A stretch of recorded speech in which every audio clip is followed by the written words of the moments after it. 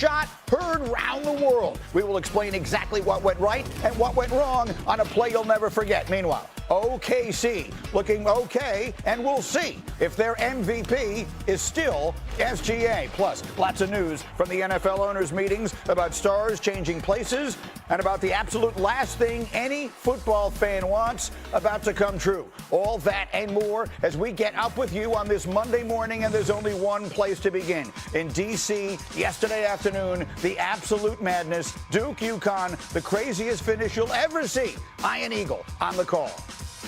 72-70, Duke, 10 seconds to go.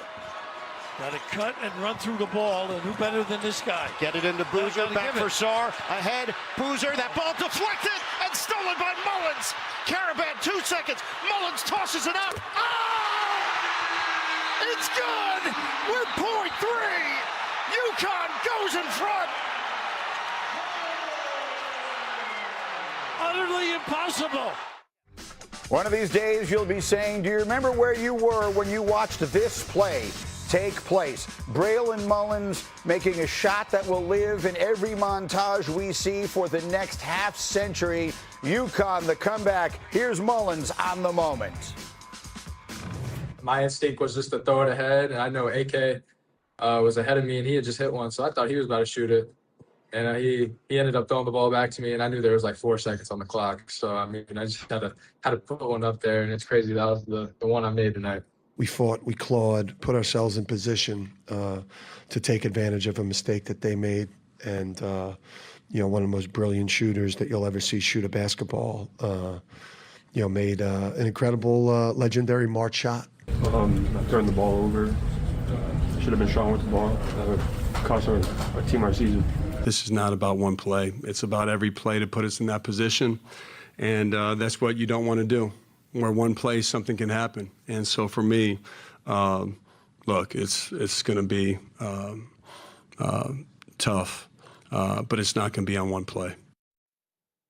The thrill of victory, the agony of defeat, and exactly the right people to break it all down. Jay Will, who's doing his best. We appreciate you waking up. We'll see if the sun does indeed rise for all the Duke fans this morning. And the coach, Seth Greenberg, is with us here. Seth, let's start with you. The play from its very inception is fascinating in every little instant of it, every frame. Let's roll it. And, Coach, you take us through exactly what you see.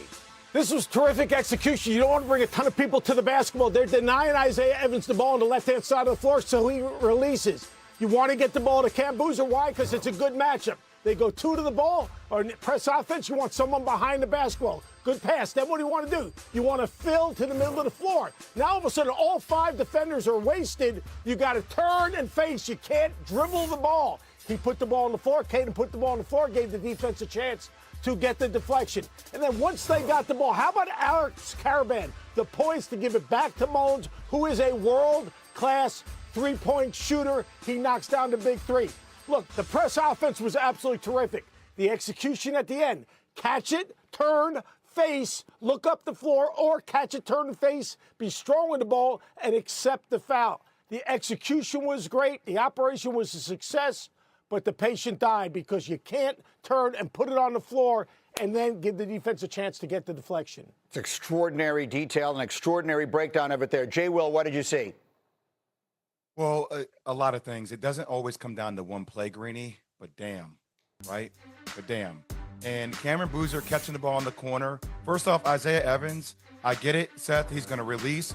I want the best free throw shooter with the ball in his hands. Cameron Boozer catches the ball here. These are plays that are going to haunt these guys. If anything, you don't need to pass the ball back to the inbounds player. Just hold on to the ball. Even Caden turning, dribbling is stuff that you practice daily. These are habits. Turn, face, don't dribble the ball. You can just be strong with the ball. Who cares if they're open or not? They are going to foul you. I get it. And then Alex Karaban, 1 of 6 from the three-point land, just made a shot beforehand. But what a pass and what a shot. Yes. One of the most iconic shots we will have in the history of college basketball. If it's Christian Laettner talking about his shot, if it's Santa Clara that we're talking about, that will go down as one of the biggest shots in this Duke-UConn rivalry where, frankly, the last 3 times they've owned Duke, they've owned our number. Look, before Christian Laettner made the legendary shot that beat Kentucky, the one that lives forever, he made a buzzer beater against Connecticut. And from that point forward, Connecticut has had the edge in what has become one of the really great rivalries in this or any sport. How about the other side of it, Coach? Take us through the defensive side of it, because I'm watching the game and I'm screaming, foul, give the foul, give the foul. And I thought that the opportunity had gotten away from them. Take us through what from a Dan Hurley perspective, what he's asking his players to do and what happened there. He's trying to get the ball in the air. He's trying to get a trap. Maybe he can run through a passing lane. Then he's going to try to obviously get a deflection. The idea is they did have to sell out. They had to get through to the ball. But what Jay Will said is 100% right, Greeny, because we're getting zeroed in on this play. It was the second half that UConn. But watch right here. They tried to get a foul there. They couldn't get away with it. Great high hands, good trap, and then the decision making. But think about the second half. 44-28, second half for UConn. Think about the second half, what they did in terms of points off turnovers. 16 points off turnovers. That's where the game was won. Their ability to turn Duke over in the second half, be aggressive, get deflections, get out in transition. I call them turnovers for touchdowns. They outscored Duke in the second half off turnovers, 16-0. 16-0. And then on the glass, 8-2. The first half, Duke dominated the offensive glass. Second half, 8-2. The adjustments that Dan Hurley made, and then the poise they had to keep on grinding, and stay in the game, that's their habits. That's who they are every single day in practice. They're held to a standard. There's no guarantee they would have won that game, but the way they competed in the second half and stay poised, that's a reflection of the coaching staff. Go, Jay. Greeny, just let me say this to you, man. I won a championship my sophomore year. My junior year, we had a 17-point lead against Indiana. That game haunts you for the rest of your life. I know Jon Scheyer, 124-27, 3 straight Elite Eight appearances, back-to-back 30-plus win seasons, a Final Four appearance last year. 3 out of 4 years he's won the ACC tournament title. Sheer dominance over his 4 years. But what will people be talking about today? Their ability to end games. Last year with Cooper Flagg in the Final Four and having a double-digit lead, and this year, their 3 losses, in each of their 3 losses, they've had double-digit leads.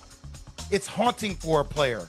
This is the good and the bad of how March Madness rolls. And now you have UConn in the Final Four. And by the way, that Michigan-Arizona game, people are going to position that game to be the national title. But if you're Duke, if you're UConn, or if you're Illinois, you're thinking, hey, if they beat up on each other, if I can win this next game, maybe I'll get the worst case of them in the championship game with a legit chance to win. That's how you're thinking about it. Go ahead, Seth. Yeah, and Jay, what you just said about Jon Scheyer. Jon Scheyer has done an incredible job. He's like a magician coming out of timeouts. I mean, those plays, they gave up leads. They gave up leads because the other team didn't just roll over and quit. I mean, the other team is trying to win as well. They're trying to give things and take away things and try to put their team in position to make plays. I mean, UConn goes 4 for 5 to finish the game from the three-point line. Prior to that, they were 1 for life. 1 for life. Mm-hmm. I mean, certain guys make plays, but what Jon Scheyer has done, he put those guys in position to make the right play. The Jimmy and Joes, the X's and O's are Jimmy and Joes. Like, hey, you know what? Caden Boozer's had an incredible year. Stepping in after Foster got hurt, and the poise that he played with Cam Boozer. Isaiah Evans making big shots all season. Sometimes the other guy just makes one more play, and it's a micro. Oh, they can't win a big game, or they struggle at the end of games. You know what? You got to give the other team credit. What Jon Scheyer has been able to do, following a legend, incredible. Seth, I agree with you, Seth. But at the end of the day, right? Also, I give UConn all the credit in the world. You give Houston all the credit in the world. Sure. But when you look at things on paper, look at what Cooper Flagg and Con Knippel are doing in the NBA right now. I mean, they're battling each other for Rookie of the Year. Yeah, it's back-to-back National Players of the Year. It's not fair, but this is the gift and the curse of having top-tier talent and being the program of Duke University. It just comes along with the territory. Of course. You wake up with freshmen. Yeah, you wake up this morning and you're Duke and you're devastated, and that's the beauty, and as you just put it perfectly, it is the beauty and the agony that comes with sports. Just very quickly, I want a quick take on Dan Hurley. Dan Hurley will join us, the coach of UConn will join us 9:30 a.m. Eastern time this morning. Just a quick take, Jay, because you said it in our meeting this morning. You played for one of the legendary coaches in the history of this sport in Mike Krzyzewski, and obviously Dan Hurley hasn't been around long enough to put himself in that category. But what are the right things to say about him as a coach right now in his 3rd Final Four in the last 4 years? He's the best and most brilliant mind we have in the game of college basketball. He's one of the most polarizing figures and one of the best geniuses we have in the game. And if he wins his third championship in 4 years, he is the modern age Coach K. Like that's what it is. Like he is thrusted into an echelon that rare few people have ever been in. And in fact, he's done it in a 4-year span. Even just getting back to the Final Four talks about his sheer coaching ability and how much of a genius he is in the game today. Okay, well said. I agree with you. I agree with you, Jay. And the thing about Dan Hurley, he's unrelenting. And you've got to be special to play for him. But what they do on a daily basis and the standard they're held to and the energy and the commitment that they're asked, every single player, every single staff member, is unparalleled. It's absolutely incredible. But those kids love him. They play for him. They believe in him. They hang on every single word. The guy's just different. We have him coming up live a little over an hour from now. You mentioned it earlier in the day. Michigan just blew out Tennessee. 95-62 was the final there. Yaxel Lendenborg had 27. It was the largest Elite Eight win for any team since Michigan beat Virginia by 37 all the way back in 1989. They won the championship that year. We'll see if they're able to win the championship this year. So that win is a monster one, and it sets up a matchup that feels, Charles Barkley yesterday, you see the 33-point matchup, again, is the biggest since they themselves did it against Virginia back in 1989. It sets up, I heard Charles Barkley, Seth, say this is like Ali Frazier of Michigan and Arizona and the nightcap Saturday night coming up. A quick take. Which team right now looks like the best team, Michigan or Arizona? Go ahead, Jay. I'm going to say Michigan's ceiling offensively looks dangerous. And in Michigan, those players, Greeny, they want to do something that the Fab Five has never been able to do. They want to win a championship. And I know the Fab Five wanted to do it, but I think this team is the best team positioned to do so because of how high their ceiling is offensively and who they are defensively. Arizona's great, but what I saw yesterday was a clinic. I agree with you. I think Arizona can get stuck at times offensively. This Michigan team, they have no flaws. They treated the early season like a bunch of guarantee games, yet they were playing top 20 programs. Size, length, athleticism, they can beat you in the half court. They can beat you on the glass. They can beat you in transition. They can beat you off their defense. They got versatility. Michigan has been as dominating in this tournament. The manner in which they play, share the ball.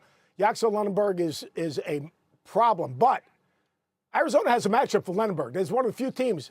Karchekov has an opportunity at 6'8" to match up with him, but I'm not sure they can trade blows in terms of scoring with this Michigan team. They are so dynamic offensively and such a good passing team. Saturday night in Indianapolis, it will be Connecticut and Illinois in the early game, Michigan and Arizona in the nightcap. Guys, excuse me, I'm choked up just thinking about how excited I am about this game. I'm losing it. Wait a minute. Hold on a second. Let me get a quick sip.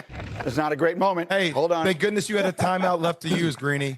There's no one else sitting here on the set right now to take it for me. Roll the bump. Coming up, could the city of brotherly love soon be saying bye-bye to A.J. Brown? Howie Roseman had a blunt response to trade questions yesterday. You'll hear what he said. Plus, the dilemma in the dog pound. Is it time to trade Myles Garrett right now? Their general manager gave a definitive answer to that question, and you will hear it if I can continue talking and we get up with you on ESPN.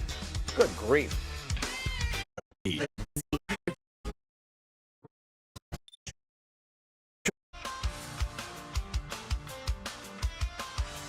Sarr gets it into Cam Boozer. Boozer back to Sarr. Now ahead to Caden Boozer, and UConn got a steal. Caravan for Mullins. Long three. He got it. Oh, he got it. He hit it. He hit the long three-pointer from the logo.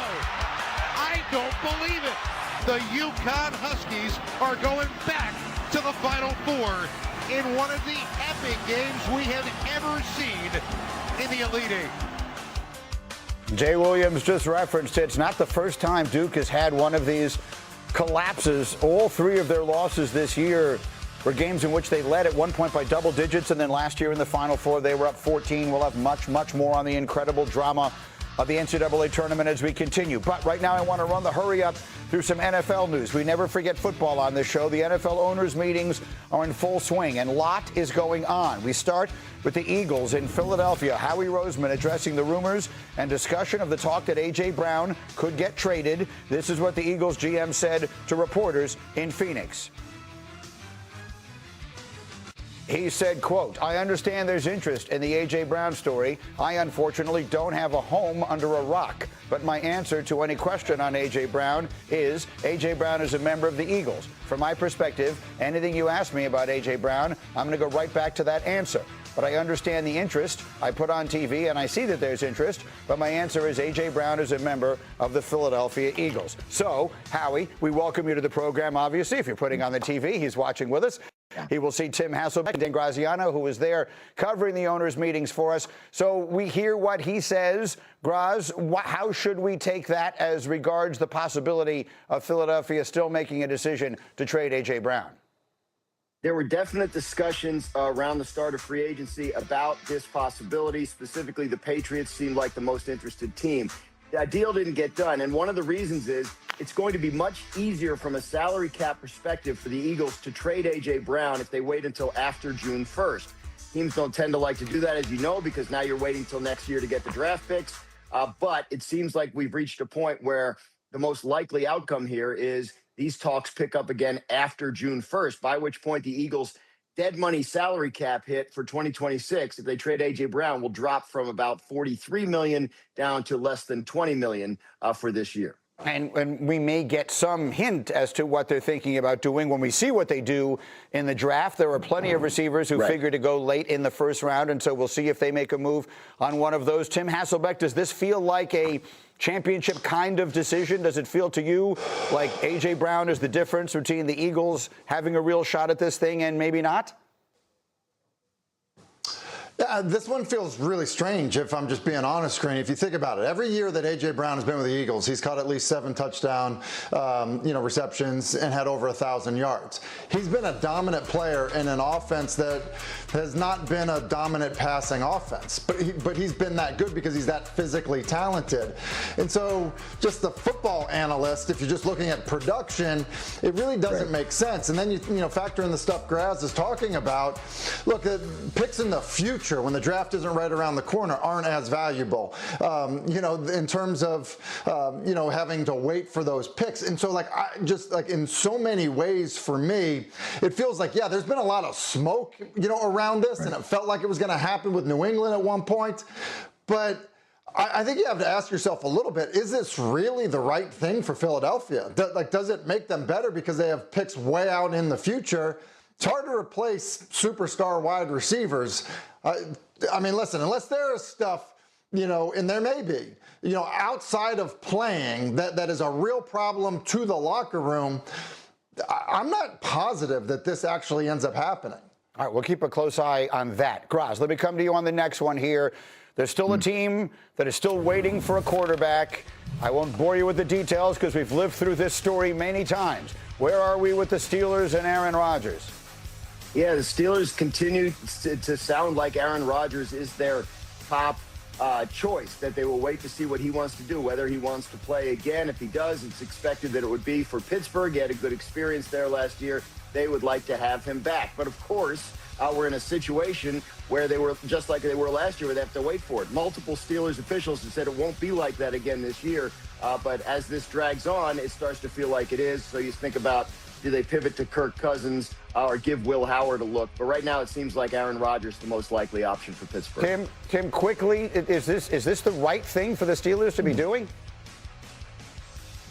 No, it's not the right move because, when you become a new head coach, you have, in some cases 1 year, but usually, 2 years to be good. So if you're Mike McCarthy, you can't be doing this again next year because you need to be good. So it's time to reset, rebuild in Pittsburgh. That's what they did with the coaching change. They need to do it at quarterback as well. And then very quickly, I referenced this in the tease, Graz, the last thing in the world any football fan wants. What is happening with the referees? They're negotiating a new CBA. The league is with the NFL officials, but it's not going well. And it's going so poorly that the league has started to look into who could we hire as replacement officials. Owners will vote in the next couple of days on a proposal that would allow league officials in New York to correct calls on the field if they're clear and obvious mistakes by replacement officials. So right now they're not having much luck getting an agreement done with their current officials. So they're actually looking into who would officiate games if and when that agreement expires. They would begin training replacement officials as early as May 1st, which is a month from Wednesday. Yes. So obviously this is heading into crunch time in terms of who's officiating these games this fall. That video you saw there was the infamous Fail Mary, one of the really low points of the previous replacement referee experience. Tim, just a thought from you on this possibility happening again. Hey, let's also remember, that failed officiating performance. You had refs on Facebook talking about their fandom of certain NFL teams. It was a complete disaster. And I think in some respects, one of the ways you can threaten the integrity of the game is a dangerous, dangerous path the NFL is going down right now. Quickly, Graz, go. Yeah, the thing is, that's why they want to start the training earlier. They didn't do that till July last time. They feel like starting in May would give them a little bit of a shot at a better product once that happens. That's just hope against hope. We don't wind up with that again. More football later, guys, but coming up much more on the shot heard round the world. Where does the UConn Miracle rank in NCAA tournament history? We're talking about it as we continue. Plus, we'll have their coach live later this morning. And the Knicks, thunderstruck by SGA. Is he the MVP? Or is the big man from France going to chase him down? We'll answer all the questions as we get up with you on ESPN. We got a problem, okay? I just found out that 2 guys auditioned for the Mario Brothers. So? Maybe it's time to find a message for you. Don't get paid. Seconds left to go. Sarr gets it into Cam Boozer. Back to Sarr. Now ahead to Caden Boozer. And UConn got a steal. Caravan for Mullins. More free. He got it. Oh, he got it. Epic comeback from 19 points down. The UConn Huskies are going back to the Final Four. Once again, the shot heard round the world and some of the reaction that you saw. Orlovsky in the middle there, of course, a UConn alum. Caitlin Clark couldn't believe what she saw. And Alex Caravan, who had the game-winning assist and is a senior. So he's been there for all of it. Said 3 and 4. What are they going to say now? When he's done, he's going to be one of the winningest players in NCAA basketball history. And we've got Jay Will and Seth with us all morning long, and Monica McNutt and Alan Hahn are here, and we'll get into all Greeny, the basketball. Why do we get to show Dan Orlovsky, Greeny? Come on. Because we would have shown you if Duke had won, and now we're showing Dan with UConn winning, and it's only fair. And look, for every action, there's an equal opposite reaction. Let's dive into this here because we know what's happening. We showed the numbers earlier. Duke's all these losses coming from in front, which is the wrong way to put it, but you know what I'm saying. These blown leads and all that kind of stuff. You know what happens, Seth? You were a coach a long time. When your team blows a bunch of leads, people are going to point their fingers at the coach. Is any finger pointing at Jon Scheyer fair this morning? I don't think so, because he put his team in position to win the game. And, the X's and O's are Jimmy's and Joe's. And, sometimes guys just don't make the right play. He did a great job, obviously, getting him that huge 19-point lead. So was he a good coach then and a bad coach at the end of the game? Look, you got to give UConn credit. In the end of the game, UConn in the second half, they turned Duke over. UConn got to the offensive glass and kept Duke off the defensive glass. So you got to tip your hat and say, you know what, UConn made the plays. I believe Jon Scheyer did an incredible job navigating this season with all the injuries. And Jay, we talked so much, for those of you just joining us at the top of the show, we broke down that play from a million different angles, and I want to get Monica and Alan's take on it. But to Seth's point, a lot of things had to happen for UConn to be in a position where they could make one play to win it at the end. So how did you see it? Those last, whatever it was, 16, 18 minutes of the game. How did UConn get all the way back in a position where they could win the game at the end? Well, Duke just got out of their way. I mean, Caleb Foster was in and out of the game. I think it took Caden Boozer out of rhythm. Dan Hurley did a great job. And by the way, Terrace Reed just constantly knocking down shots, Caravan knocking down shots. At the end of the day, Duke turned the ball over 8 times, and UConn got 16 points off those turnovers just in the second half. So, look, people are UConn won the game. Give UConn all the credit in the world. But as a player who's been in situations like that, Greeny, 17-point lead to Indiana my junior year, you're always going to look at that on your side and say, we gave that damn thing away. Yeah. It may not be fair. It may not be accurate. But as a player with a double-digit lead, you're always going to feel that way. Did you say that the players gave it away or Coach K gave it away, Jay Will?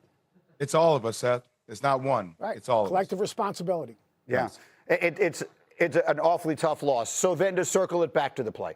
I opened the show this morning by saying 20 years from now, everyone will say, I remember where I was when this play happened. What is your take on the miracle finish yesterday, Monica McNutt? I literally, this is unfolding, and I was like, they're taking too long. You got to get a shot up. You got to get a shot up. And the kid, Mullins, knocks it down. But I think the last 3 minutes of that game, Greeny, to your point, the defensive intensity of UConn was really impressive. That's what stood out to me because they had some key missed free throws as they were trying to mount this comeback stretch.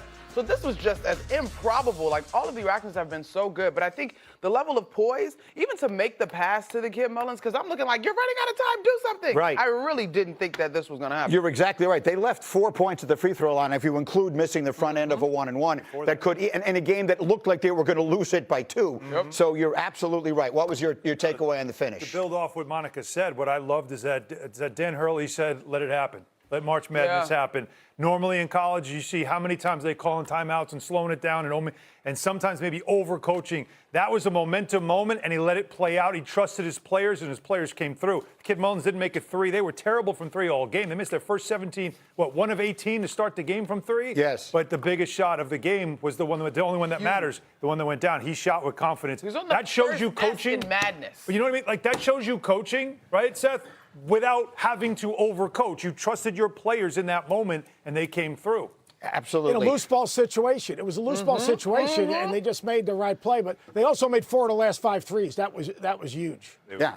To your point, everything, when you could feel the momentum change, everything kind of shifted, and they wind up with the win. And so Dan Hurley, I mentioned, Dan Hurley will be live with us an hour from right now. He'll be on live at 9:30 Eastern time this morning. And he had a tweet yesterday in which he posted, basketball capital of the world, Storrs, Connecticut.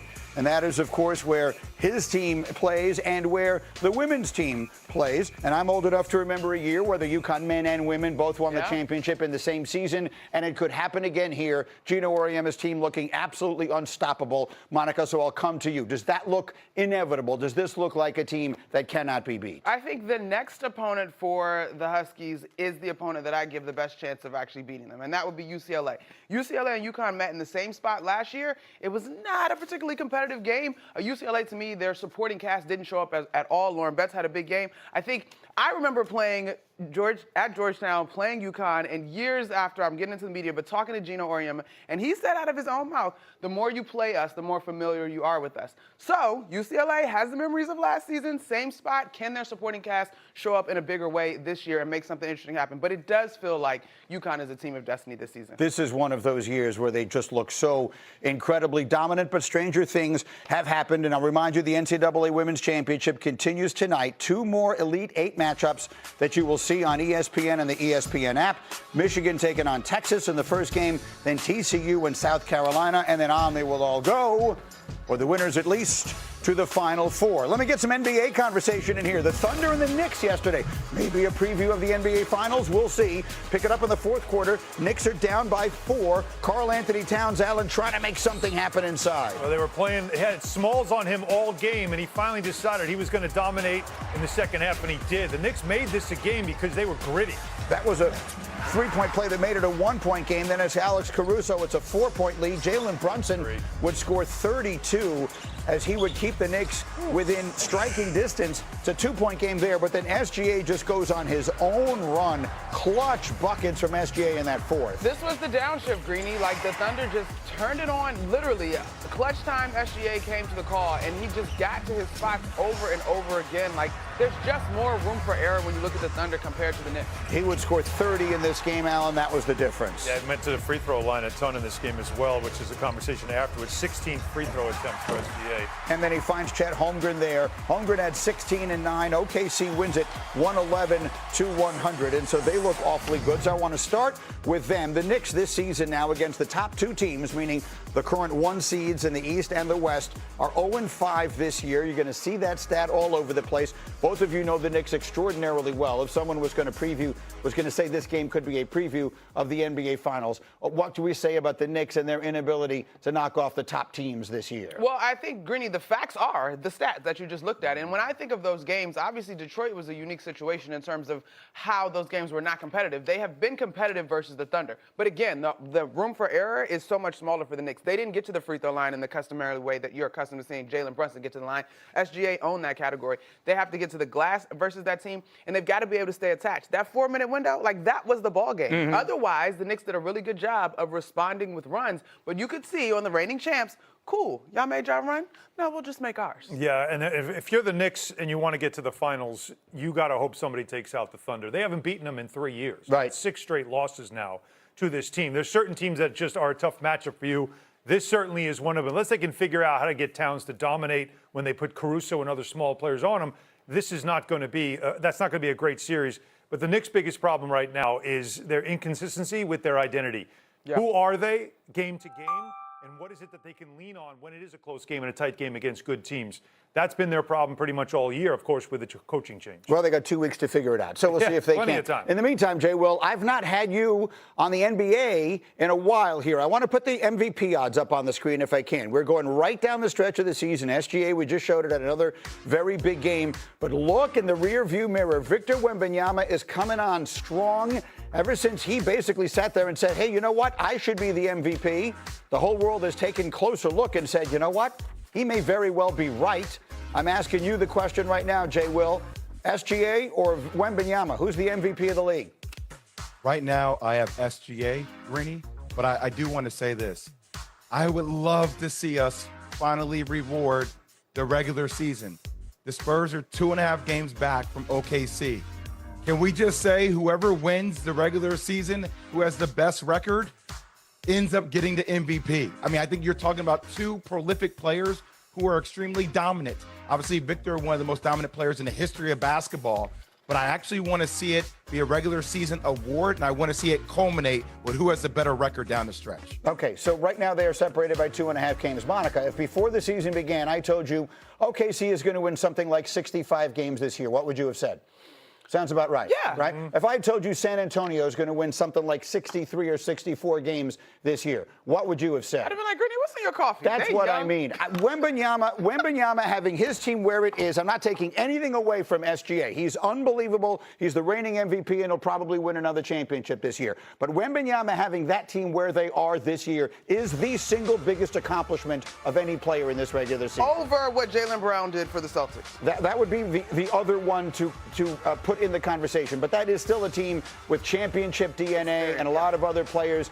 And San Antonio is not. They also have, for whatever it's worth, they have 6 more wins than the Celtics do right now. I'm just tossing that out there. I hear for the you. sake of the conversation. Here's my thing with that argument is not flawed. I think that's very legitimate. But I also think we're in this place where just because of the awe factor, nobody is talking about Defensive Player of the Year because it will go to Victor Wembanyama. Right. I just think when we look at what the Thunder have done, those 2.5 games matter to Jay's point, and how efficient Shai Alexander has been from the guard position. Just because it isn't as jaw-dropping doesn't mean that that's not something very much worthy of respect and an MVP. I think it's harder what Wemby's doing than what SGA is doing. It's more difficult because we've never seen it before.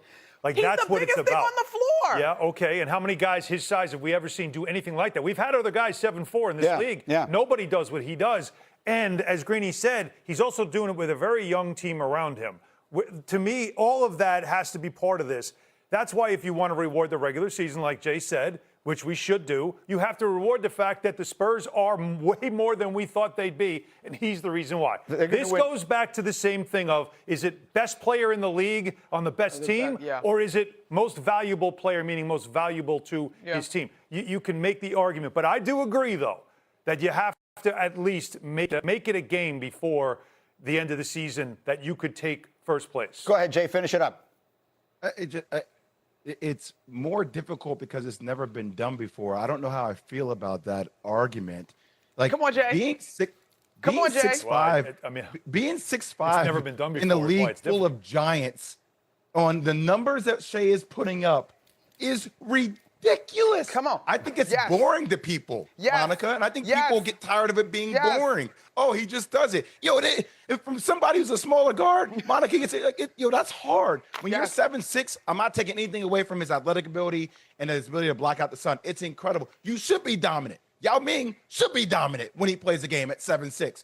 But I'm not going to say it's harder. It's definitely harder for Shea. What Wemby's doing, again, you have to understand at his size with what he's got around him. I'm talking about the agility at Isn't that he your size, MVP? the shooting touch. He's in the conversation. I didn't say that. He's right there. The two Yes. of them are side by The answer- side. I'll I help told you. you. Ask Green- him, Monica. I'll help you. The answer is Whatever. yes. He's No. the MVP. All right, I have to leave it there. I I'm gotta see the season carving out 10 minutes in the second hour to get back to this. But as we continue, back to the NFL and the dilemma in the dog pound. Is it time, once and for all, for the Browns to trade Myles Garrett? I will tell you why the Browns GM just continues to make the same mistake over and over again next.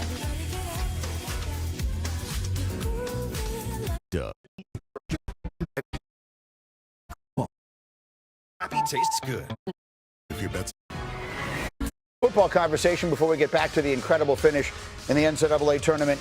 Yesterday, Browns general manager Andrew Berry facing questions about Myles Garrett, asked by Browns beat reporter Mary Kay Cabot whether he would unequivocally state that he is not trading Myles Garrett. Here's what the GM said.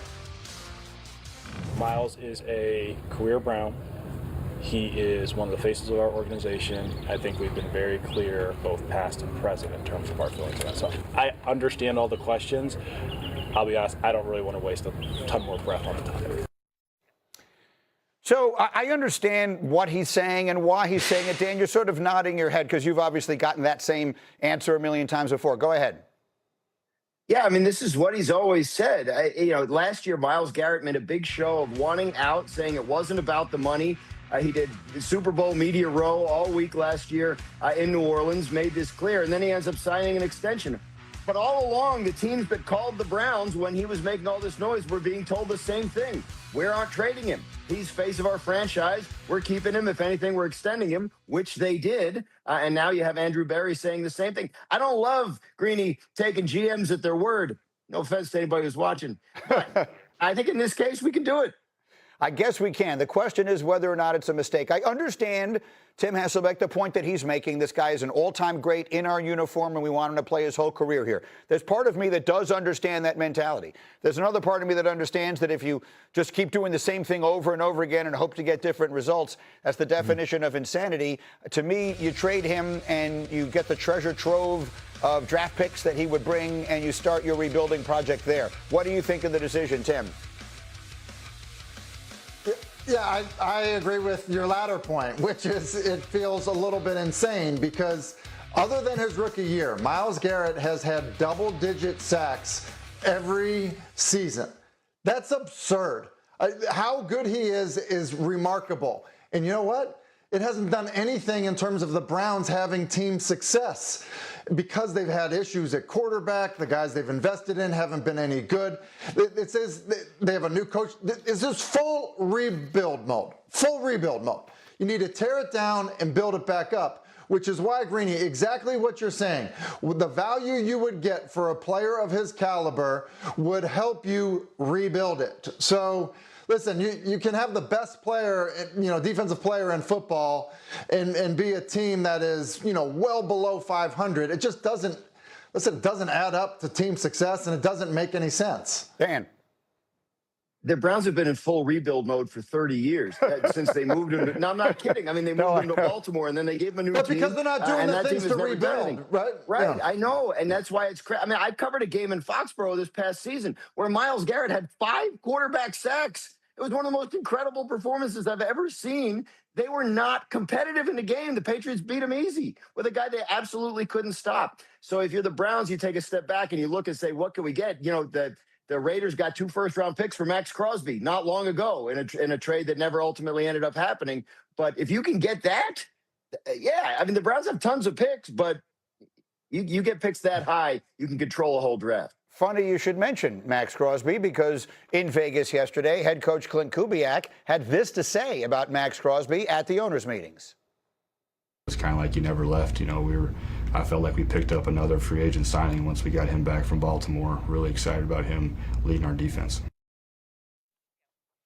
Okay, so the sound obviously a little bit fuzzy there, but you understood what he said. He's talking about Crosby being there and being all in and being all dedicated to the cause and all the rest of that stuff. And I have zero doubt that that is exactly true, because that seems to track with everything I think I know of Max Crosby.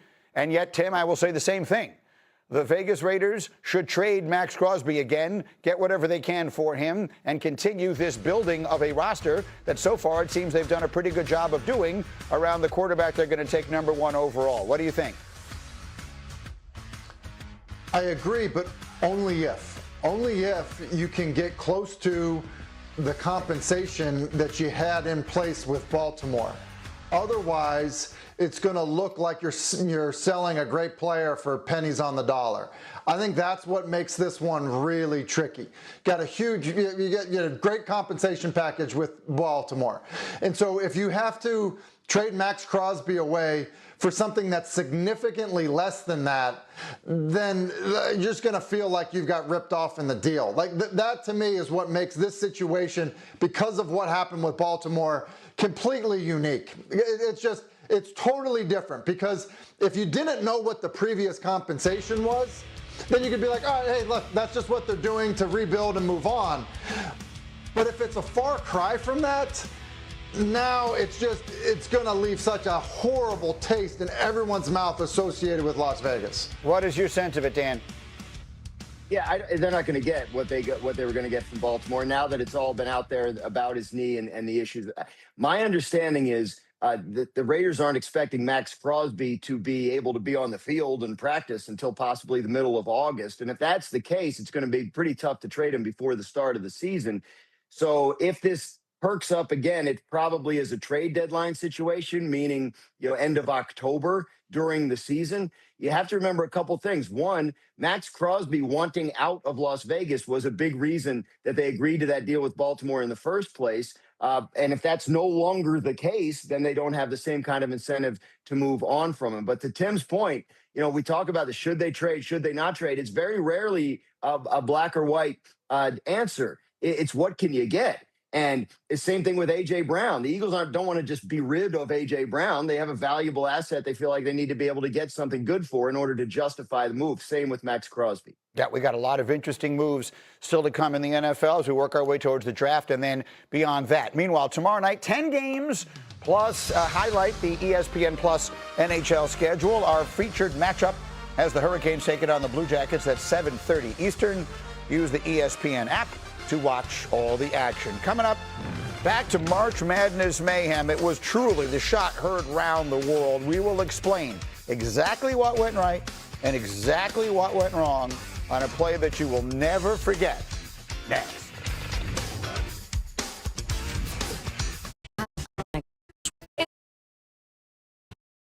Central guides to help bring confidence.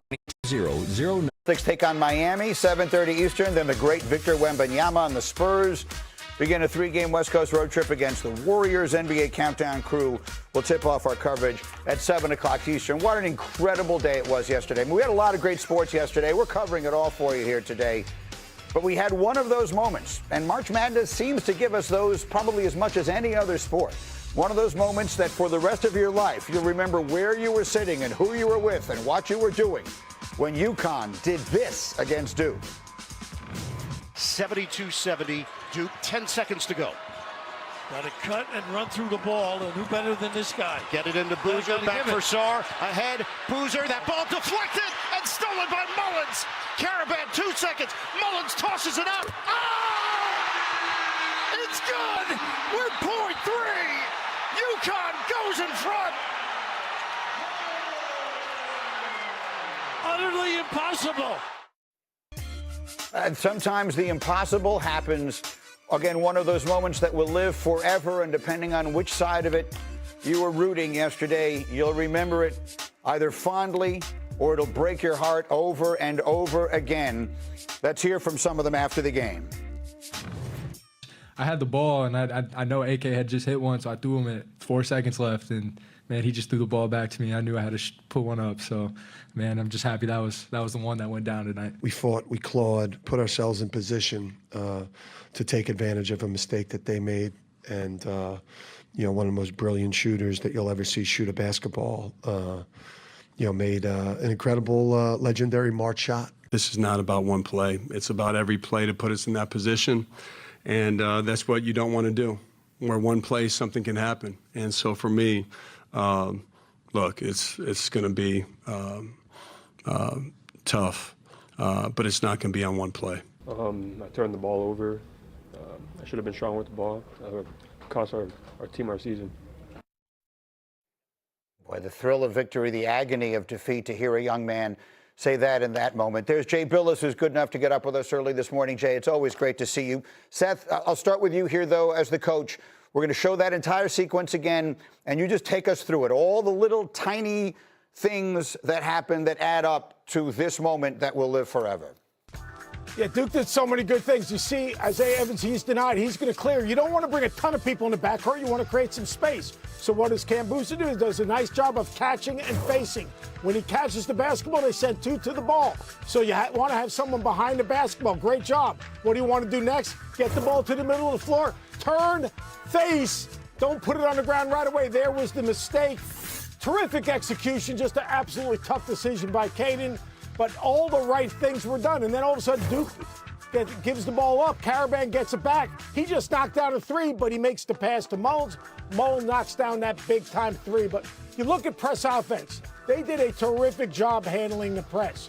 What do you want to do? Create space, get the ball to Cam Boozer. He catches it. He gets doubled. You want someone behind the play. They had someone behind the play. You want someone in the middle of the floor. Caden was in the middle of the floor. Caden did a great job of freeing himself up. Look. The Jimmys and Joes are X's and O's, or the X's and O's are Jimmys and Joes. He caught the basketball, turn, face, be strong on the ball, wait for the foul. He didn't. It's unfortunate. One play did not lose that game. 16 points off turnovers for UConn scoring. That lost them the game. Jay Bilas, take us through it. Again, you played it, you coached it, you've been announcing it forever. Take us through everything you saw in that final sequence.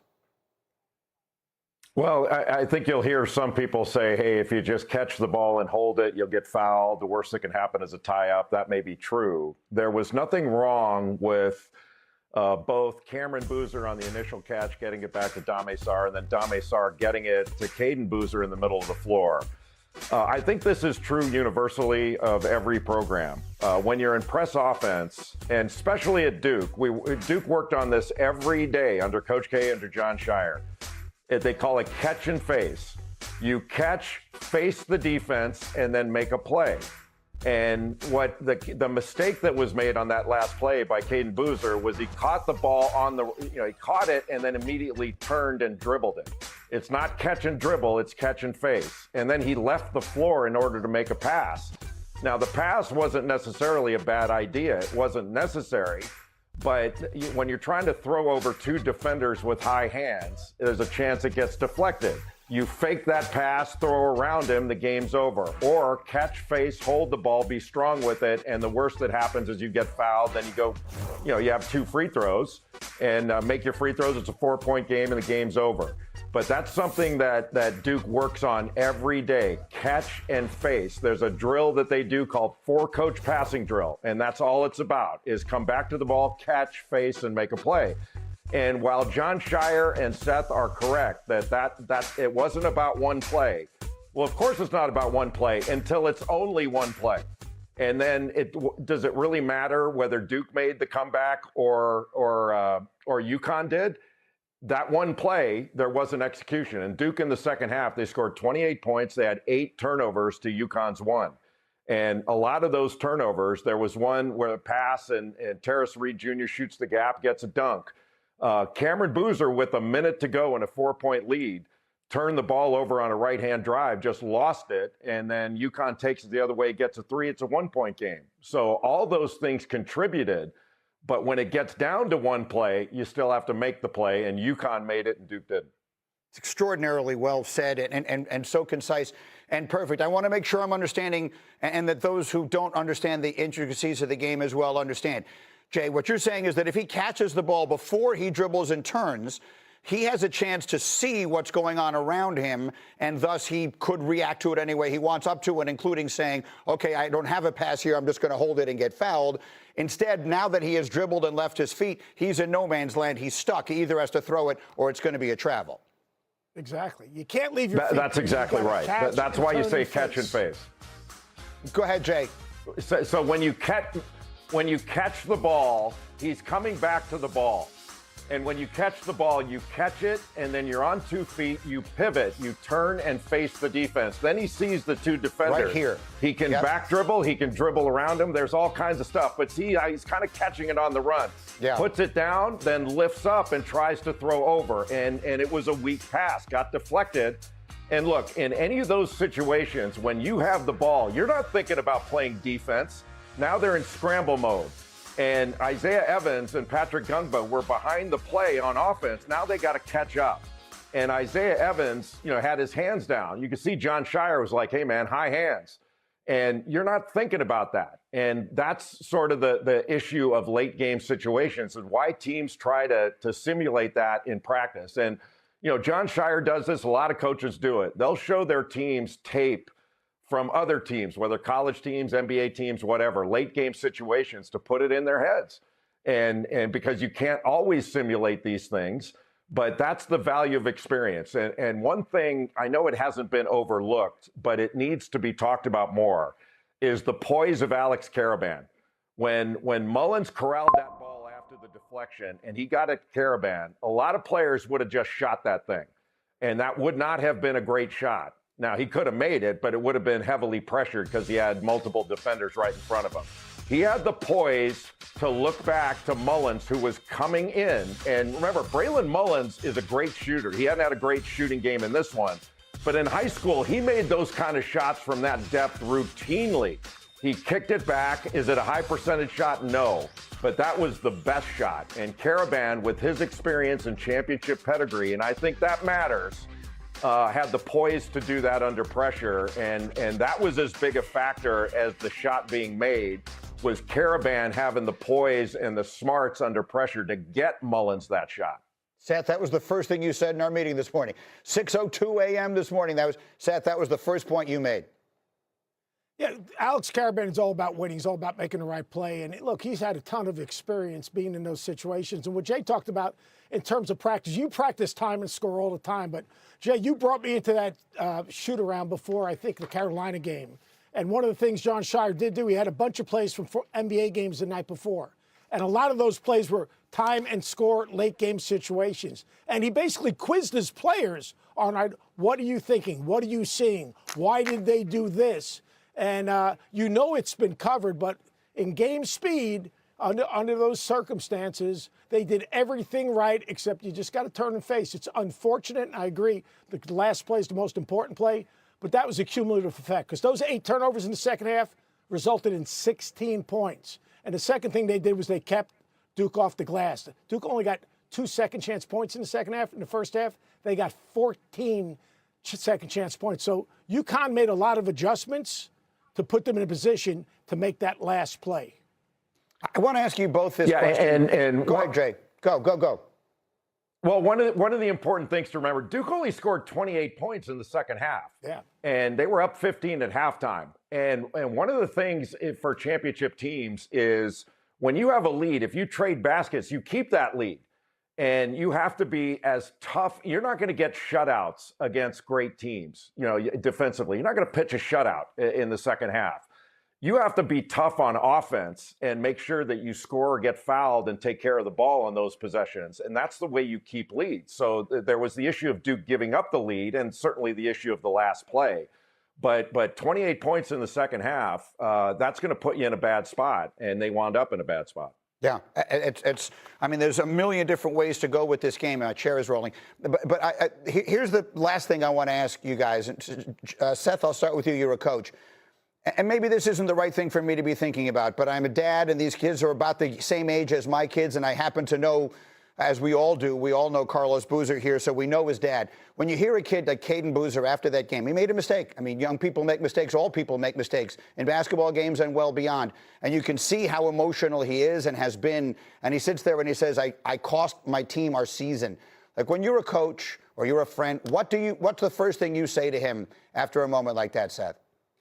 I put my arm around him and I said we wouldn't lose as a team. And that one play didn't determine the outcome of the game. There were so many different plays that all of us could have made, including myself as a coach, to help us basically finish off the game, like Jay was just talking about.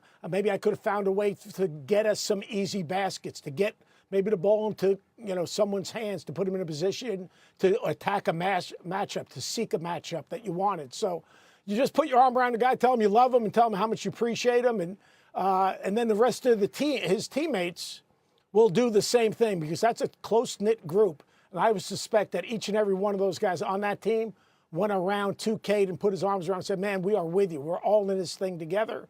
They call Duke the brotherhood. We win together, we lose together. Jay? Agree. But one thing about this, Greeny, just specific to your question, one thing that everybody in this tournament shares, every team that lost is crying in the locker room, every single one of them. And what I find amazing is, in this day and age when we're all clutching our pearls over athletes finally making money, and we're talking about, the money, and people like to say it's transactional. Tell me any of that look transactional. Like, money and wanting to win are not mutually exclusive. Like, they wanted to win and they care about each other. They have great relationships. And if anybody can look at that and say that's not pure, then they're not honest, because that was pure competition. And in great competition, the winners are jubilant and the losers are despondent. And so I've been on both sides of that. Seth has too. I know you have. To me, that's the essence of great competition. And in a way, as painful as that is for the loser, it's beautiful too, that it shows how much these players and coaches really care about each other and about the competition. Perfect place to leave it. Guys, Bill, this has been too long. Thank you, my man, for getting up early today. Seth, more from you as we go. Coming up, much more on what was a stunning miracle March Madness finish. The head coach of UConn, Dan Hurley, will join us live in 15 minutes. Don't miss it. Plus, the Simpsons slide. Could Ty end up falling out of the first round and into round two? We've got a mock draft that you need to see, and you will next.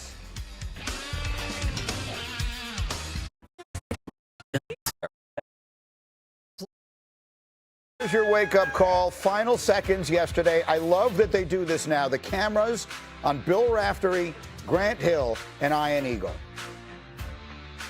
Mullins tosses it up. Oh! It's good.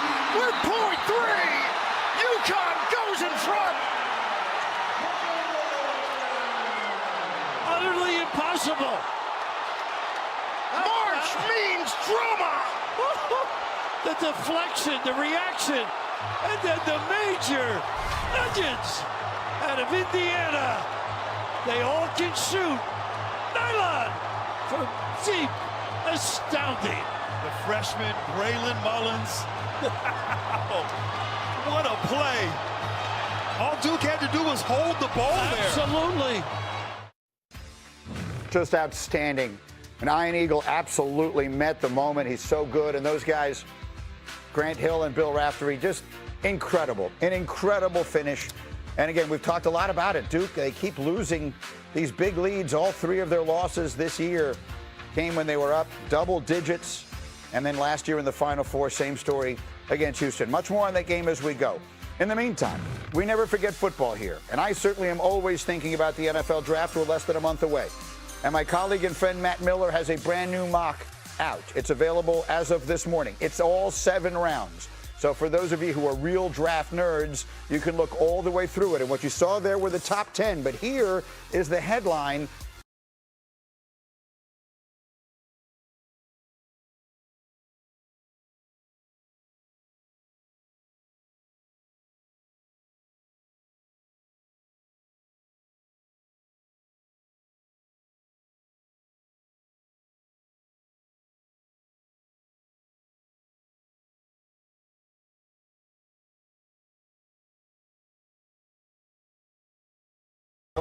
Those that jump immediately to mind. Have multiple. I'm not talking to probably the middle rounds of the. Several very interesting quarterbacks that are not Fernando Mendoza that teams are going to look at in probably the middle rounds of the draft. Does that mean a second round pick for Ty Simpson? Entirely possible. Could he sneak into the first round? Entirely possible. But much like Matt is saying, I'm not talking to a team that's indicating to me that, oh, we feel like he's a first round talent, we have to take him there. And that includes several teams that have multiple first round picks, right, that could use quarterback help short term and or long term. I do think these guys historically have tended to get pushed up the board, but I also think the teams are starting to learn their lessons about maybe not wanting to do that to the extent that they used to. The Jets and the Browns are two of those that jump immediately to mind, Dan, teams that you think need quarterbacks and have multiple first-round picks. Tim Hasselbeck, you are a quarterback expert, and I'll remind everyone of just how right you were on Drake May months before the draft when there were some people that weren't as high on him. If someone were asking you, if the GM, if you were a scout, and they were saying, tell me exactly what Ty Simpson should be, what would you tell them?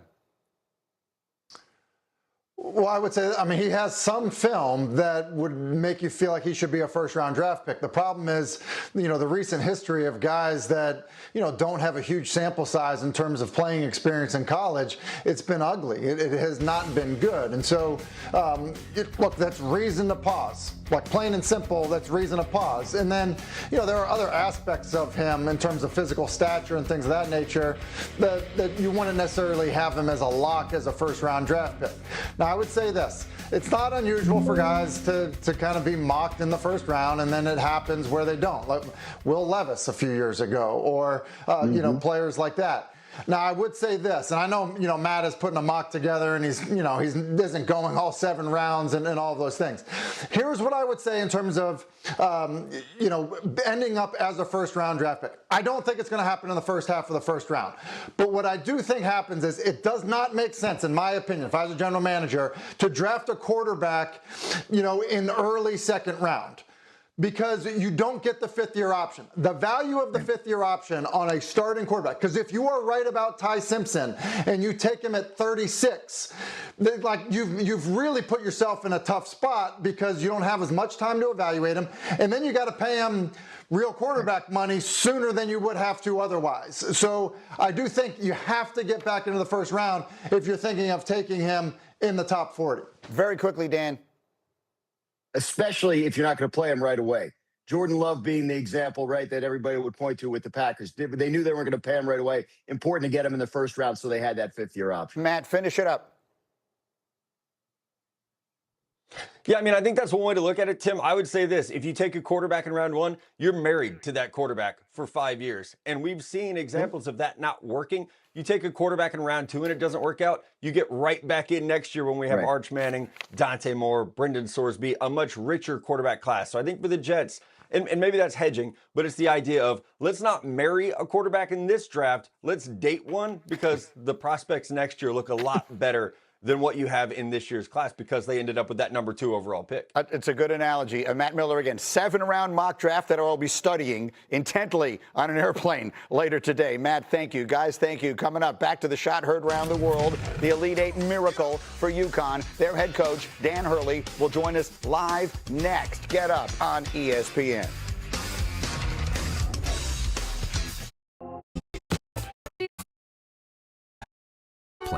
$100 with points down. The UConn Huskies are going back to the Final Four. We said it all morning long. It's one of those moments that you'll remember where you were watching it for the rest of your life. And here's the coach whose team pulled it off, Dan Hurley, who was headed to the Final Four for the 3rd time in the last 4 years, who's good enough to join us here on Get Up this morning. Coach, we very much appreciate it. So it's one of those incredible emotional games. You've had 14 hours to reflect on it now. What are your thoughts on what your team was able to do yesterday? Oof. Just fried, really. I mean, just just fried. Just such a battle just to kind of, claw our way back into the game. Obviously, Duke plays at an incredibly high level. in the first half. They've been a great team the whole year. The Boozer boys, just that team. And, for us, we just, we just fought and clawed, and we kind of never stopped competing and just talked about, just trying to put them in a position to put some real game pressure on them. And that if we just kind of, kept kind of, possession by possession, just kept battling, that, we'd have a chance to walk them down and put ourselves in position to try to steal it. For anyone who didn't watch the game yesterday, has just seen the final seconds, Duke led by as many as 19. They were really in control of this game, certainly through that entire first half, Coach, and your team was shooting the ball so badly. Take me to the conversations. It's one thing for a coach to say, we can do this, we can do that. What were you hearing from your players during that second half stretch? I mean, as coaches and players, like, we've all been in dead locker rooms and in dead huddles before, where that your team is cooked, and that they don't believe. And at halftime, I was kind of happy with their demeanor in there. They were like a little bit frustrated, a little bit angry, but really, really determined. And and in the second half huddles, I mean, the group knew that we were getting great shots. They knew that, we had made the right defensive adjustments. We were being a lot more disruptive. Obviously Tarris Reed was dominating the game. We just needed just a couple threes to fall, and we were getting great threes. And it was just, in a way, it felt like it was a little bit of justice that, that we hit a much harder three than a bunch of the ones we were missing throughout the game. So let's go to the final sequence. After the made free throw and the press, we've had Seth Greenberg and Jay Williams and Jay Billis and everybody breaking this play down from both sides of it. Here you are, the coach of the team that comes out on the right side. Take us through exactly what your defensive strategy is there, what you were trying to get done, and ultimately what you saw happen. Yeah, I mean, we really, Mike, wanted to try to get, one really good trap. We actually should have rotated up more towards Sarr on that first trap on the bigger Boozer. But we were late rotating up, and we actually wanted to foul Sarr, because Sarr, I think he was around a 60% free throw shooter. Big Pat, who was still on the court, is a really poor free throw shooter. So we wanted to foul one of those two guys. Once we didn't get there in time, and they threw it out of the second trap, we were in some trouble. And it was just a player making a play there with Silas Demery, just making a winning play, and then the poise of a champion and Alex Caravan not panicking and pitching it back to the bringer of rain, Braylon Mullins, and the Indiana boy brings us all on his shoulders back to his home state for the Final Four. A lot has been made about that this morning. Mullins has to make the shot, but Caravan making that pass. Seth Greenberg called it one of the most unselfish plays he has seen a player make in a very long time. Rather than having a chance to be the hero, he gave it up for a better shot. What did you see in that? Oof. I mean, just, the smartest, college basketball player that's ever played. The guy. The guy is just, his mind for the game, the amount of problem solving, that he does on the court over the course of a game. That's just a guy that's always keeping his team organized. The level of communication, getting guys set with things we're running on offense, reminding people of details of scouting report, and just always making the right play. The guy's got one of the greatest minds for basketball of anyone that you'll ever coach, and probably be coaching UConn someday when his NBA career is over. Well, we've had guys on this panel all morning long that are starting to put you in historical context. You're going to your third Final Four in 4 seasons. You'll have a chance to win a third championship in 4 seasons. We all understand how incredibly rare that is. So when you hear people, credible people whose opinions matter, say Dan Hurley is now in the conversation with the great coaches of all time, what's your reaction? It's it's definitely flattering.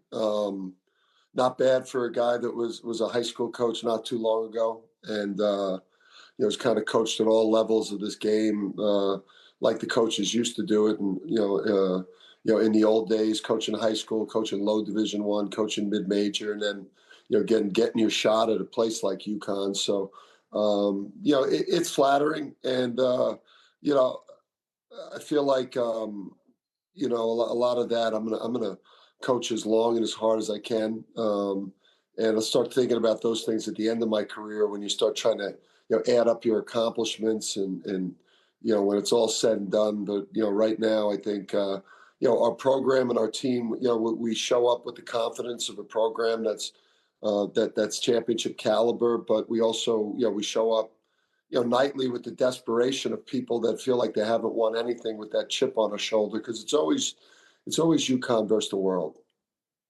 And so now you get your chance to catch your breath. I'm not sure if you even needed a plane to fly back from D.C. to Stores yesterday, and you have a little time before you go to Indianapolis. You play an Illinois team. I tell you what, the people in Vegas may have done you a favor as a coach, because they actually have you as a slim underdog in this game against Illinois. What is your message to your guys getting set to go to the Final Four? Yeah, I think we all earned, the day off relative to like on-court activity. So, we'll get together and, and meet as a group and lay out the week. It's an exciting week. It's a team that we've faced 2 of the 4 teams that are playing in the Final Four. We haven't played Michigan, but we've played Arizona, and obviously we've played Illinois. We lost that close game to Arizona at home without Reed and without Braylon Mullins. And, and then we faced Illinois at the Garden in December. So obviously teams change over the year, but we're certainly confident, in our level relative to the other participants in the Final Four. And obviously we want to enjoy this week. It's what you work so hard for, but we're going out there, in pursuit of our 7th championship. Coach, this was great of you to get up and do this. I know it's a busy morning. Thank you very much for making the time. Congratulations and good luck. I appreciate you, brother. All right, take care. As Danny Hurley, what an unbelievable job he and his team did coming from all the way behind yesterday. It's the overwhelming story. Let's jump to some NBA conversation. Jaylen Brown didn't play for the Celtics yesterday, which gave Jason Tatum an opportunity to sort of step into the middle of everything. And boy, did he rise to that. Jason Tatum scored 32 points yesterday, and the Celtics put together a pretty impressive win against the Charlotte Hornets team that has been playing great. The 32 was the most points that Tatum has scored since he returned from the Achilles injury, his first 30-point game of the season, obviously. And so we got Monica McNutt and Alan Hahn here for a little conversation about that. I hope that you're all right there. It's great. I was like, oh my gosh, you're not getting a lot of sleep. No, it's a great show this morning. Let's go. Jason Tatum. Interesting to see that when they need him to do that, he can do that. What does it mean as we project the Celtics going forward? Greeny, we sat on this desk when this idea was bouncing around in the atmosphere that he was returning, and we all agreed he wasn't going to come back to be a wallflower. And so it was, to me, just a matter of time until he truly found his stride. And this performance represents that. He was 5 of 10 from the three-point line, and that has been one thing that everybody has been talking about ad nauseum in terms of his productivity. It's like riding a bike for this dude. It's coming right back. That's exactly what it is. It's not just coming right back. It's back. Like you saw it. He scored or assisted on the first 15 points of the game. With no Jaylen Brown, he kind of slid back into the role of the 1A guy. And that probably was comfortable for him to not have to think about anything. And he was in attack mode. His first bucket of the game was he split defenders and had this dunk. That was a powerful dunk. He's doinked a few dunks, right? Because the legs aren't under you when you're coming back from something like this. But watch this, split the D, and look at the confidence off the foot and the finish. Hangs on it for a second for a good measure. But this tells you right there that he's confident enough to attack the rim against defenders and get at the rim and finish like he normally does. That was the first sign. And like I said, from there, 15 straight points that were scored. He scored or assisted on them. He was in full control. And by the end of the game, he loves playing in Charlotte anyway. He loves being in North Carolina, former Dookie. But this was more about him announcing to himself, I'm back. So he does it in a game that Brown doesn't play. They're going to get to the playoffs here in 2 weeks or whatever it is, 2.5 weeks. And now we're going to have the two of them together. What are you looking at me Where like are that you going for? with this, Greeny? I mean, what does this mean? It means that these guys are a legitimate title contender. It has no, the chemistry's not going to be messed up by Jason Tatum's return. No, there's not a big dog, little dog complex. This is Jaylen Brown tweeting this. I was like, they take a ton of pride in what they have done, and having been in the building when the Knicks knocked them off last year, I'm sure they are only revenge-minded. I know now why you were looking at me. You thought I was going to ask you if it's a problem. Yeah. I'm the opposite side of that. I have been the entire time. No team has ever gotten worse by bringing Jason Tatum onto it. I mean, the idea that was ever going to happen is ridiculous. I'm going in the other direction completely. Who the hell beats them if those guys are both playing like that? Yeah, especially when you think about it. There's a revenge factor here, but there's also sort of prove it thing. There's a Celtic culture thing that happened this year that you, in a league that is where a lot of teams are buying into and almost celebrating the gap year and to lose and to tank and all those things, the Celtics says, we don't do that. Joe Mazzulla told his team, this is what they think we're going to do. We're going to do the opposite. And you know, Jaylen Brown bought into it. So that's why they played the way they played this year. They wanted to show you that that's not what we do here in Boston. And then when you add Tatum and he comes back, now they're looking around saying, not only we win 50 games, we're going to win this whole damn thing. And if you don't think they don't believe that they can, you're not paying attention. I'm surprised that our analytics still have them fourth in the East. I am with you. Right now, if I had to bet on one of those horses, that's the one that I would back. We got them Wednesday night taking on the Heat on ESPN, 7:30 Eastern, and then you will see Victor Wembanyama starting a 3-game road trip in Golden State. NBA Countdown tips it off at 7 Eastern. Coming up, the UConn Miracle got us thinking, what are the greatest shots in NCAA tournament history? I will count down the definitive top 5 ever. But first, a little sneaky hembo for Uncle Seth. And Graziano can jump in if he wants to. Prior to UConn, what was the last men's program to make 3 Final Fours in a 4-season span? What was the last team to do it? The answer is next. People do anything to make their beer cold. Try Viral Hacks. Use outdoor fridges, freezers too. Oops, that's why the Coors Light Mountains offers on our most program to do that, Seth Greenberg. It's got to either be Coach K, Coach Izzo, or Calipari. It's got to be one of those three. And I don't know which one. I'm going to say Calipari had that really good run before he kind of fell off a little bit. So I'm going to say Calipari and Kentucky. In 2011, 2012, and 2014. That is correct. It was indeed. Look how surprised he is. I was leaning towards Izzo because I remember Izzo had that run where he went like a bunch of times, and I know Kay had a run, but I love that. I love that. I love that. Hey, Hembo, I own you. All right, good for you. My uncle Seth Greenberg, no relation. One more wake-up call. Let's see it and hear it one more time. Westwood 1, Scott Graham with the play-by-play. Sarr gets it into Cam Boozer. Boozer back to Sarr. Now ahead to Caden Boozer, and UConn got a steal. Caravan for Mullins. Long three. He got it. Oh, he got it. He hit it. He hit the long three-pointer from the logo. I don't believe it. The UConn Huskies are going back to the Final Four in one of the epic games we have ever seen in the Elite Eight. It absolutely was one of the epic games and epic moments and epic shots in the history of this tournament that has provided so many. And so if you know me, you know my mind immediately goes to history. So let me show them to you. The greatest shots in the history of the men's NCAA tournament. It starts, and I'm the only old enough to remember, U.S. Reed in 1981, Arkansas beating Louisville on that shot. Back in the day, before there was such a thing as March Madness, that began it. Yeah, it was a 2-point shot.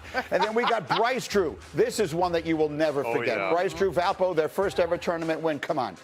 Valpo! That's an unbelievable play. I could watch that one 100 times over and over again. It's a first-round game, but it was their first ever win in the tournament. Now we advance up. Let's go to Jalen Suggs in 2021 in the Final Four. Gonzaga to beat UCLA. This is a miracle. He goes right to the scorer's table. Yeah, He jumped up on the table, yeah. That was such a good UCLA team, too. Yeah, man. That was a ridiculously dramatic game. It Right was up on during the that. Look at table. him. Jump right up on the table for the celebration. And now we're getting into the very headiest of them all, Chris Jenkins. Watch this pass. Villanova. The pass from Archie Diacono is just phenomenal. Slingshot. I was there for this, and my jaw was on the floor. And You bought Big East, though, Mon. That's you, right? You know, as All a for it? Georgetown girl, that was my original thought. Then the next day, I was so sick because Villanova actually won. The story about this, they used to run this play in practice. Yeah. So they just went right into, like, muscle memory. But we all know what number one is.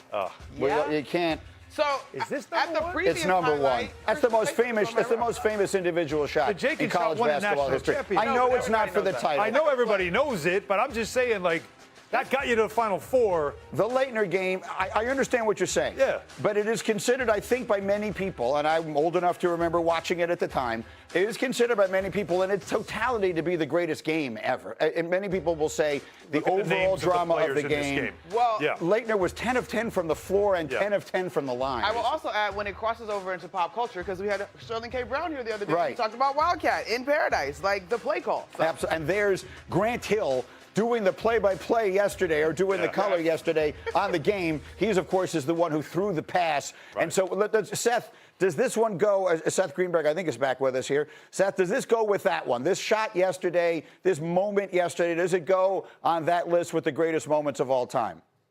Without a doubt, because you combine that with the comeback and the shot and the turnover and the way they created it. Now, I got to be honest with you, Greeny. Lorenzo Charles' pass from Derek Yeah, I was thinking Whitberg's of got to that be too. up there also. But Right. Wasn't a that shot, right though. there, the steal, the deflection, the poise to make the pass, and then the logo 3 for Braylon Mullins coming back from 19 down. You know, scored 16 points off of turnovers, and then to have this big play, to put a coach into his third Final Four in 4 years, you put it all together. That's right at the top of the list right now in terms of the young people that are starting to watch college basketball. This is the one they're going to remember. I agree. And to be clear, the Low Charles play, the Danny Ainge play, we had those in a different list last week. This one was just shots. You know, long shots. Low Charles was he grabbed the rebound off the long shot by Wittenberg and dunked it in. But this was just one of those ridiculous shots. And when you consider the magnitude of it, the rivalry that Duke and UConn have become, the moments that those two programs have shared, the way they've kind of dominated the sport together, the drama of the way it unfolds, the steal and everything else, this belongs on the list. Double-digit deficit with 8 minutes to go. Right. So just start there, and the fact that they never let go of the rope, and then you have this shot with a heady play off of a turnover without a timeout. Monica, I haven't had How a chance. pretty is that release? Yeah. It's beautiful. He's a great shooter. The kid's a great shooter. He was 0 for 4 from 3 before that, but he grabs that and strokes work it on with the haircut, confidence.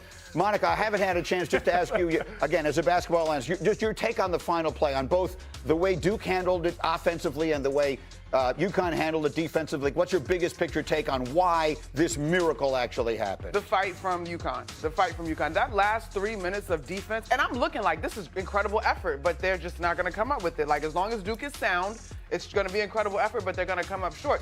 The effort defensively, and then the poise in that moment. You mentioned it, Han. Hurley doesn't call his timeout. The kid makes the right pass. He gets a shot as deep as it was. You could tell he's a kid that's confident with range, and like it wasn't like a heave, like half court. Like it was a challenging shot, but he shot it with so much poise and nailed it dead eye. Like UConn, that last 3 minutes of basketball for UConn, especially after missing some key free throws down the stretch. That part. I was so impressed. That part. That to me, the mental toughness of this team, which says a lot, of course, about its head coach, right? The mental toughness of them, even after missing free throws, which felt like free throws don't go in, the shoulders slump, you start to think they stayed locked in. That to me says so much about the coaching. They missed the first foul shot in that sequence. He makes the second, but misses the first. And I always count the front end of 1 as 2. So they left 4 points on the free throw line in the final, whatever it was, 2.5, 3 minutes, that looked like it was going to cost them the game. Super quickly, Seth Greenberg, I've got just a moment left here. Give me the ranking of the order of the team now. Arizona, Michigan on one side, UConn, Illinois. First look ahead at it. Who do you expect to play in the championship game? I expect Michigan and UConn to play in the championship game. I think that UConn already has a win against Illinois. They're poised. They had the matchups up front. I think this Michigan team is absolutely as good as Arizona is. But this Michigan team creates problems at every single position: fast, slow, defense, offense, shoot the three. take care of the basketball. Those are going to be my 2 Final Four teams. Okay, we'll have all week to look forward to it. And obviously, First Take is around the corner. They're coming up. Did UConn take it or Duke give it away? They're all over this magical moment. Plus, was Mike Brown justified in calling out the refs after the Knicks lost to OKC? First Take, top of the hour, right here on ESPN. Sir Kyle.